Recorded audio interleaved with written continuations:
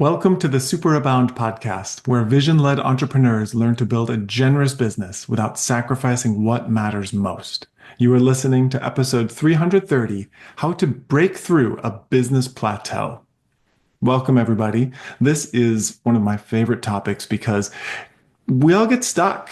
And Aaron and I spend a lot of time thinking about how to put energy into the system, how to get unstuck.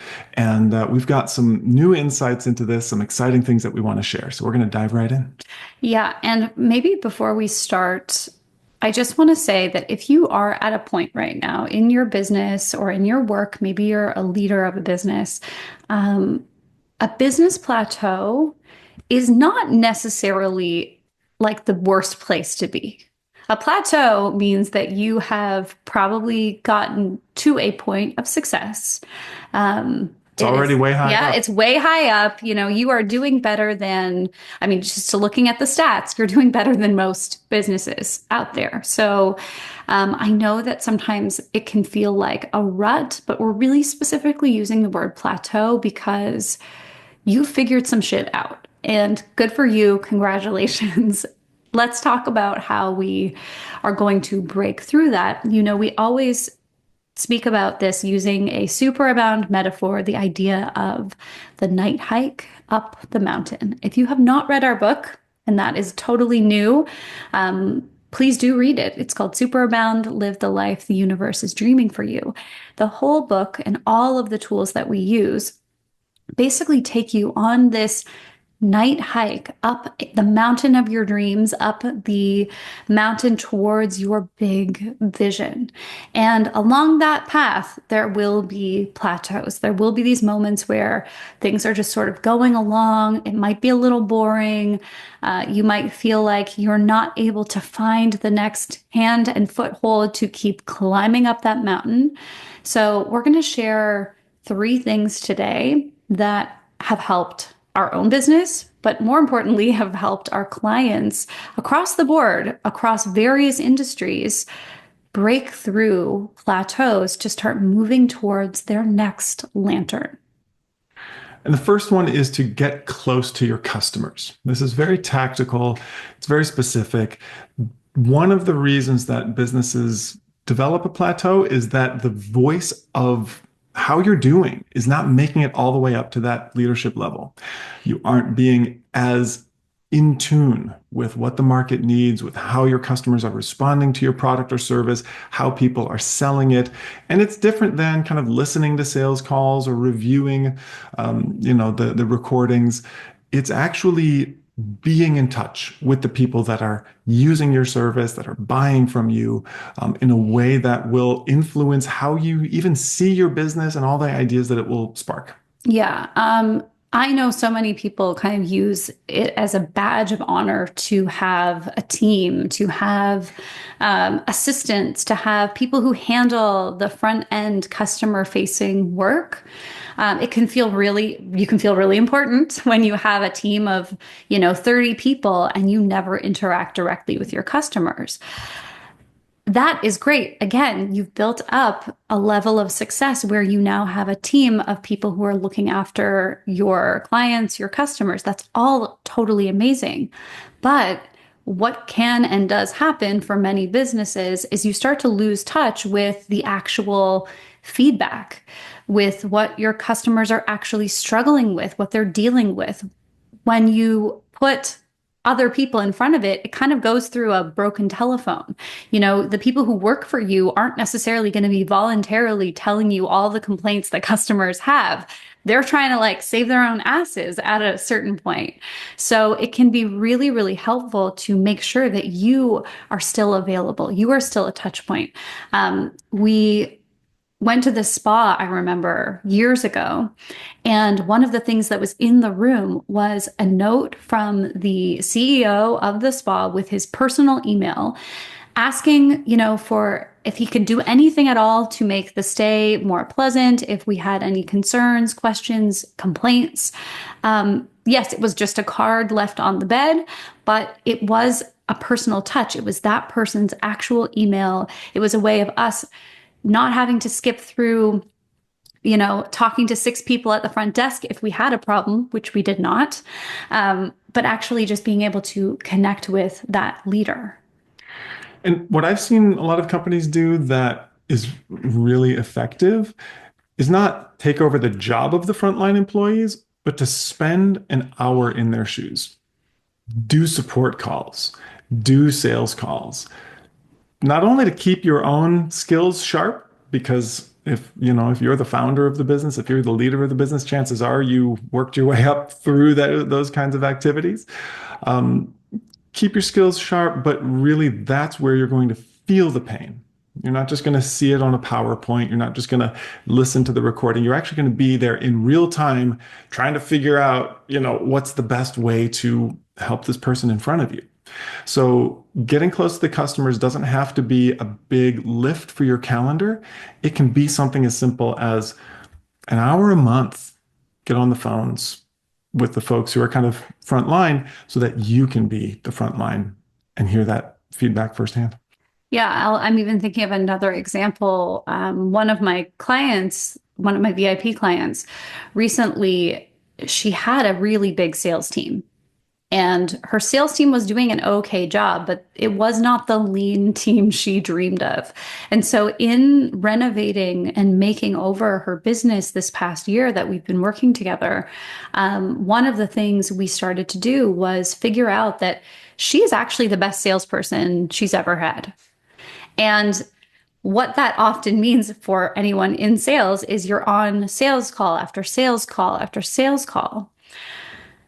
We decided, if you're the best salesperson, if you have the best close rate for your program, it makes a lot of sense. But can we turn that into a once a week call that anyone interested can get onto rather than spending 12 hours of the founder's time every week selling to each individual into a program that is a group program. Really just thinking about the funnel consistently, making sure that how you're selling and how you're building relationships is also reflective of the product or service that you are offering. So there's ways in which you can be more involved and be more connected in relationship to your best customers without it adding, as you said, Steve, hours to your calendar.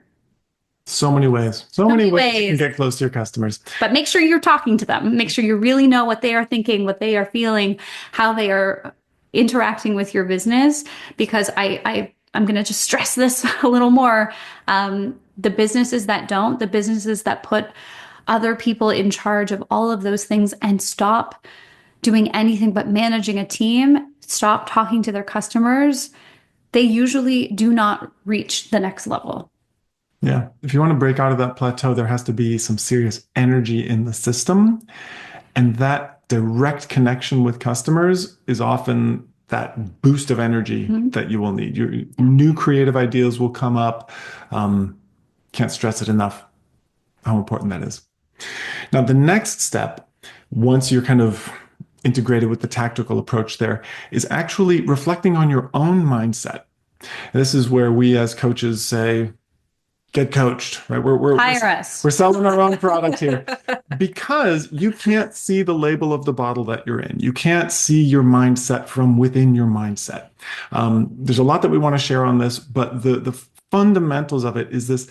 As a leader, it's the only place that you can really let your hair down. You don't have to impress anyone. You don't have to cast a vision for anybody. There is no one who relies on you in the coaching container, and that makes it very special and very powerful. Yeah, I mean, at least the way we do it. We cannot speak for every coach, but sharing, our approach to coaching, it is the one place where you can be fully honest. You don't have to massage anything that you say, anything that you think. And we welcome that. We don't, at least I don't know about every coach in the world, but at least a Superabound coach is never going to say to you, well, that's not a very great thought you're thinking right now. That's not a good approach. Why don't you just have a better attitude? Let the rest of the world say that bullshit to you. We actually invite the truth, the honesty, the rawness that you might be experiencing as a lonely leader, as a lonely business owner, which is how it is. Even if you have a great support system, it is lonely sometimes.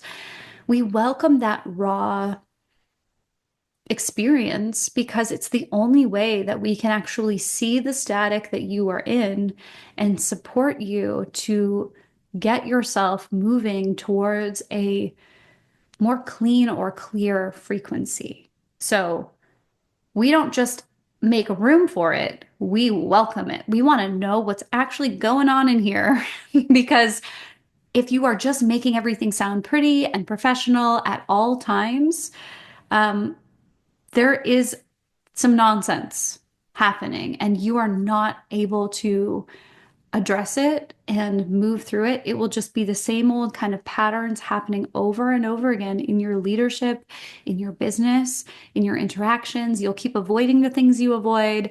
You'll keep ignoring the things you tend to ignore. And we won't actually ever break beyond that plateau because you'll just be stuck in whatever cycle or habit you are in. You'll know that you have a coaching container that works for you when it is real, Mhm. when it feels challenging at times, vulnerable. You're not going to have challenging, vulnerable conversations with your investors.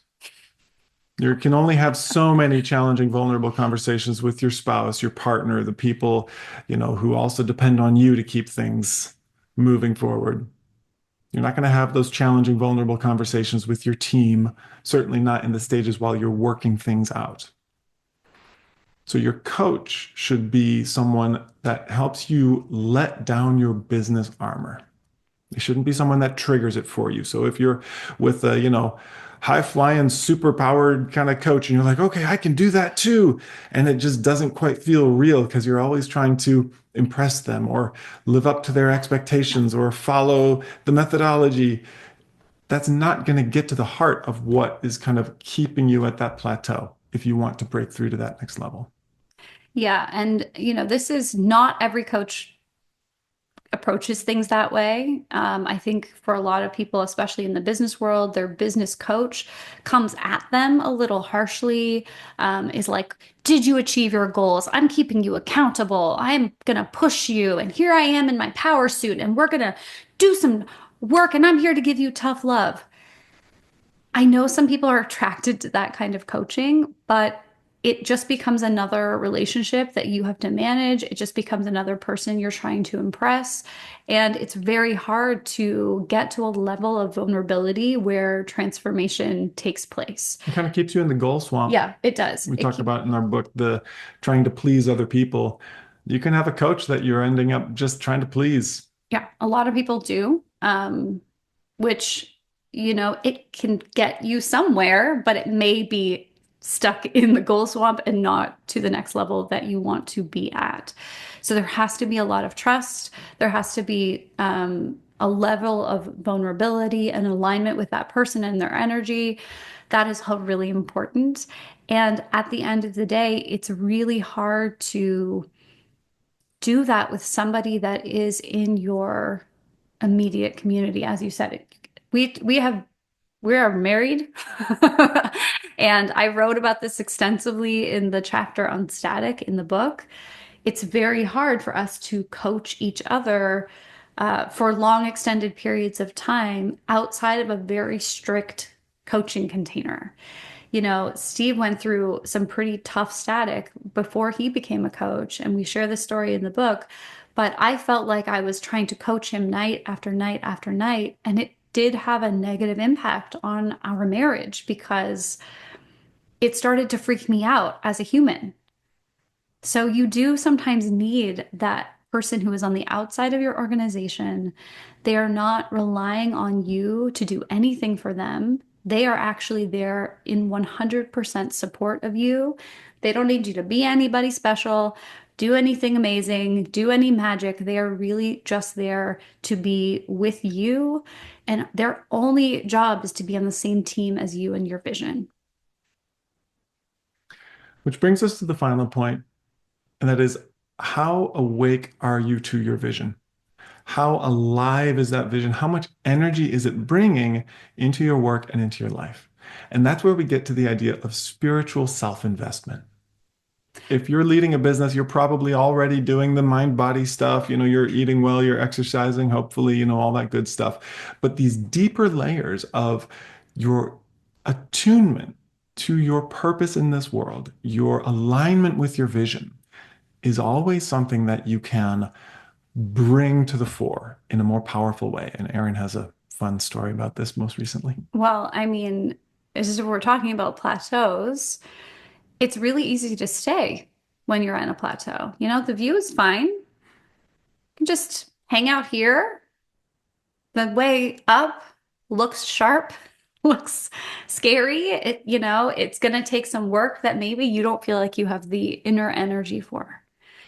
Spiritual self-investment is a way of making room and creating a direct, regular connection with your big vision for your life. Like, we know it's a little morbid, but like, what do you want to leave behind when you are no longer here?